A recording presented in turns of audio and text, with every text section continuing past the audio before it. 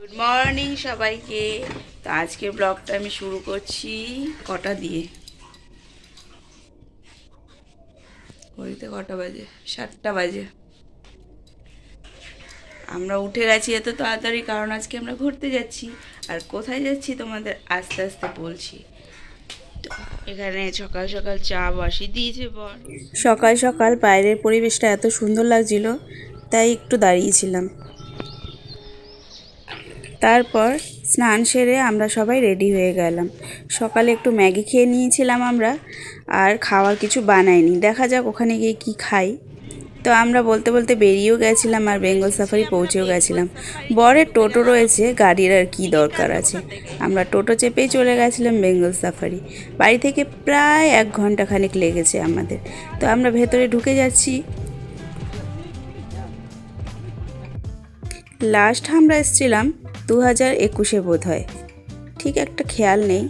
তবে অনেক কিছু চেঞ্জ হয়ে গেছে আর নতুন নতুন অনেক কিছু তৈরিও হচ্ছে। তো আমরা এখানে পার্কিং চার্জ দিয়ে, যেখানে 30 টাকা ছিল সেখানে 50 টাকা হয়ে গেছে টোটো। তো আমরা পার্কিং চার্জটা দিয়ে নিয়ে ভেতরে ঢুকে গেলাম।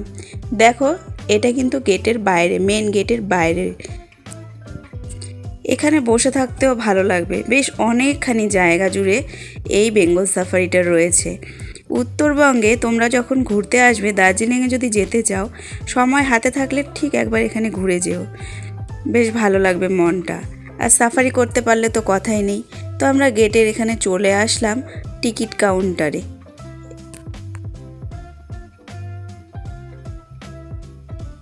কাউন্টারের পাশেই রয়েছে তোমাদের সাফারির সব এক একটা প্যাকেজ। এই যে এখানে কোন জিনিস দেখলে কত টাকা লাগবে সব লেখা রয়েছে বোর্ডে। আর আমরা এসেছিলাম 2021-এ, যখন 200 টাকার প্যাকেজটাই হয়ে গেছে 400 টাকা। আর ঢোকার জন্যে 50 টাকা করে পার এক একজনে। তো আমাদের 3 জনে 450 টাকা করে লেগে গেছিলো কাটতে। আর আমরা গ্র্যান্ড সাফারি হাতির করিনি, 800 টাকা করে লেগে যাবে এক একজনের ঘুরতে। সে কারণে আমরা শুধু গাড়িতে ঘুরবো 1 ঘন্টা, তার জন্যে তোমার 400 টাকা পে করতে হয়েছে। আর ভেতরে ঢোকার জন্যে 50 টাকা। দেখো ভেতরে ঢুকে কি সুন্দর লাগছে দেখতে। চারিদিক ঘোরার আগেই ওখানের যে পাহারা দেয় যে এনারা, ইনি বললেন আপনারা চলে যান, এখনই সকাল সকাল ঘুরে আসেন গিয়ে, গাড়ি ফাঁকা রয়েছে, পরে ভিড় হবে, আপনারা একবার সাফারিটা ঘুরে বাইরেটা ঘুরে নিন।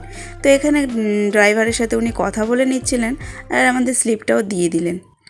তো 5 মিনিটের মতো আমরা বসেছিলাম, বসেই আমরা গাড়িতে উঠে গেছিলাম। আর এখানে বাচ্চাদের খেলার জন্যে প্লে গ্রাউন্ডও করা রয়েছে, বেশ ভালো লাগবে, এসে দেখো তোমরা।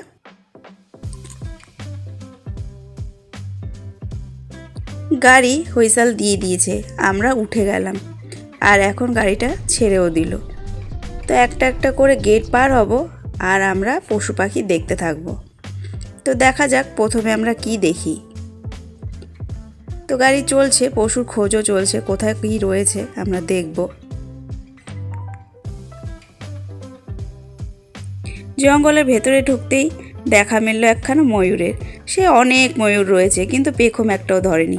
যদি বর্ষাকালে যাও তাহলে পেখম ধরা দেখতে পারবে। বলতে বলতে হরিণের দর্শন। দেখো কত হরিণ সারি সারি দাঁড়িয়ে রয়েছে।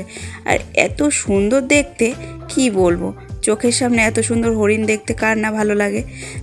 ময়ূর হরিণ দেখা শেষ হতেই ভাল্লুক দেখার পালা। এই দেখো, বলতে বলতেই 2খানা ভাল্লুক এসে জুটলো আমাদের গাড়ির সামনে। আহ, কি দারুণ দৃশ্য! এরকম ভাল্লুক জীবনে দেখিনি।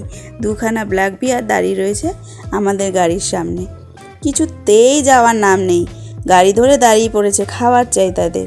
এবারে জানি না ড্রাইভার কি দিল, কিছুক্ষণ পরে তারা গাড়ি ছেড়ে দিয়েছিল। আর 2 পায়ে দাঁড়িয়ে যখন আমাদের গাড়ির দিকে তাকিয়েছিল, কি অসাধারণ লাগছিল, দেখো দাঁড়িয়ে রয়েছে। তো ভাল্লুক মামার আবদার মিটিয়ে আমরা আবার চলে গেলাম লেপার্ডের খোঁজে। তো 2খানা লেপার্ড বসেও ছিল, দেখো গাছের নিচে অনেকটা দূরে। জুম করতে করতে মোবাইল আর জুম হচ্ছিল না, আর এখান থেকে ওনারা আর সরবেনও না। তো আমরাই বেরিয়ে গেলাম, থাক তারা শান্তিতে বসে। এবার পালা রয়্যাল বেঙ্গল টাইগার দেখার। খোঁজ আমরা করছি এদিক ওদিক তাকিয়ে, কোন দিকে তারা বসে থাকবে। আর এর আগেরবার এসেছিলাম দুটো ছিল, তা জানি দুখানাই দেখব। তো দুখানা তো আর চোখে পড়লো না, এনাকেই দেখার গেল। আর ইনি এর আগেরবার এসেছিলাম ভীষণ ছোট ছিল, এবারে মানে বয়সটা ছোট ছিল বলেছি, সাইজে নয়, সাইজে তো এবার তার থেকে বেশি হয়ে গেছে। আর এই গাছে দাঁত ঘষছিল আর জিভটা ঘষছিল, জানি না কী করছিল, হয়তো জিভ পরিষ্কার করছিল বা দাঁতটাকে ধার করছিল হরিণ মেরে খাবে বলে। সবই কল্পনা, জানি না কিছুই। এই যে নখগুলোকেও ঘষে ঘষে ধার দিচ্ছিল, ফট করে দাঁড়িয়ে গেছে দেখো, লম্বা, ওরে বাবা, মনে হয় একটা বাড়ি ছয়ে ছয়ে। আর হিসুও করে দিল গাছের মধ্যে। কি আর বলি বলো তো, লজ্জা তো আমাদের লেগেছে, সে তো আর দেখতে পাচ্ছে না, এই হেঁটেই যাচ্ছে আর আমাদের ভিডিও করাই শেষ হচ্ছে না, মনে হচ্ছে আরও ভিডিও করি। ইস, এত সুন্দর দেখতে, কি বলবো, ক্যামেরায় তো পুরো দেখা বোঝা যায় না। তো ইনি বসে গেলেন এখানে, আর কি যে ভাবছিলেন উনিই জানে। তো গাড়িও ছেড়ে দিল, পাশে তাকিয়ে দেখি এনার সহধর্মিণীকে আটকে রেখেছে, হয়তো বা বাচ্চা দিয়েছে সেই কারণে। তো আমরা এসব দেখে এবারে গন্ডার আমাদের কপালে জোটেনি দেখা। তো আমরা সাফারি করে বেরিয়ে প্রায় খিদে ভাব লেগে গেছিলো, চলে আসলাম এখানকার ক্যান্টিনে। এটা কিন্তু বাইরে, আমরা জানি না ভেতরে ছিল যে একখানা। তো বাইরে খেয়েছি, বেশ ভালো খাবারগুলো তোমাদের দেখাচ্ছি। দেখো মেনু প্লেট, বেশ অনেক কিছু ছিল মেনুতে। আমরা অর্ডার করেছিলাম চিকেন থালি 100 টাকা করে, আর বড় ছেলে খেলো fried rice, chicken fried rice 80 টাকা, আর চিকেন থালি 100 টাকা। ভেতরে দাম করেছি 60 টাকা প্লেট মোমো, তাও 6টা দেবে প্লেন মোমো, আর এখানে 10 পিস দেবে তোমাকে চিকেন মোমো 60 টাকায়। এসে কিন্তু এই ক্যান্টিনে অবশ্যই খাবে, খাবার দাবার খুবই ভালো। তো খেয়ে দিয়ে আমরা চলে গেলাম প্রজাপতি দেখতে। প্রজাপতি আর চোখেই পড়ছে না, ঘুরেই যাচ্ছি, কোথায় যে প্রজাপতি রয়েছে কে জানে, কত টেন্ট করা রয়েছে। তো এখানে আমরা প্রজাপতি খুঁজছি, কিন্তু প্রজাপতি আর পাচ্ছি না কোথাও। প্রজাপতি যখন চোখেই পড়লো না, তো আমরা যাই পাখি টাখিগুলো দেখে নিই। আর দেখো কি সুন্দর মনোরম পরিবেশ, চারোদিকে ফুল গাছ করা রয়েছে, ফুল গাছ তো না, টবগুলো বসিয়ে রেখেছে, আর ফুলগুলো নেই, হয়তো বা শুকিয়ে গেছে, শীতকালে পাতা ঝরে পড়েছে।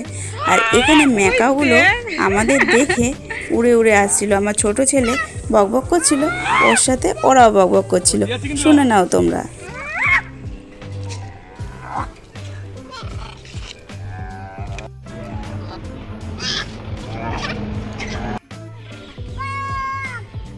এগুলো কিন্তু তোমরা ফ্রিতেই দেখতে পারবে, 50 টাকার টিকিট কেটে। এখন হয়তো পাখি টাখি কমিয়ে দিয়েছে, কাজ হচ্ছে অনেক, জানি না ভেতরে আছে কি না, তবে এর আগেরবার অনেক দেখেছিলাম। এই যে একটা বন বিড়াল, আর ওখানে সারস রয়েছে, বিভিন্ন ধরনের পাখি রয়েছে, এই একটা ওরাংওটাং রয়েছে। ঘুরতে ঘুরতে একটা ক্যাঙারিও চোখে পড়লো। আসলে আমরা গেছিলাম সিংহ দেখতে, কিন্তু সিংহকে নাকি কোয়ারেন্টাইনে রাখা হয়েছে, জানি না কবে ছাড়বে, হয়তো তোমরা মার্চ মাসের পর থেকে দেখতে পারবে। এখানে সারি সারি কতগুলো কচ্ছপ আর কুমির দেখতে পাবে। জল শুকিয়ে গেছে, তাই কুমিরগুলো ডাঙায় বসে রয়েছে। যখন বর্ষা থাকবে, ব্রিজের ওপর থেকে দাঁড়িয়ে এই কুমিরগুলোকে দেখতে বেশ ভালো লাগবে। টিপ টিপ করে বৃষ্টি পড়বে, আর কুমিরগুলো জলের মধ্যে খেলবে।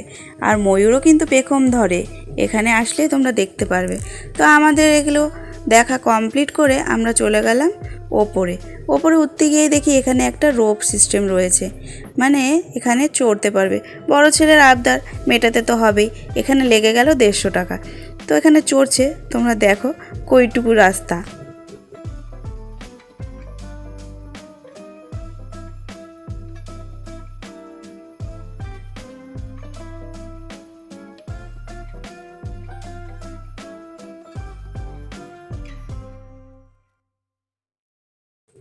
তারপর কিন্তু হেঁটে তোমাদের আবার ওইখান থেকে এত দূর আসতে হবে, ওরা কিন্তু রিটার্ন তোমাকে আবার পাঠাবে না।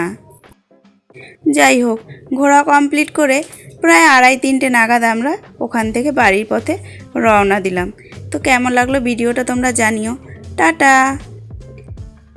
তো আমাদের সবার ঘোরা কমপ্লিট, বেরিয়ে গেছি আমরা, এখন এক্সিট নেব। একবার তোমরা নিশ্চয়ই এসো। আগামীতে আরও কাজ হচ্ছে, উন্নয়ন হচ্ছে, তো হয়তো পরবর্তীতে আরও অনেক পশু পাখি তোমরা দেখতে পারবে। আর সময় পাস করার জন্য এটা বেটার অপশান। একবার এসো কিন্তু।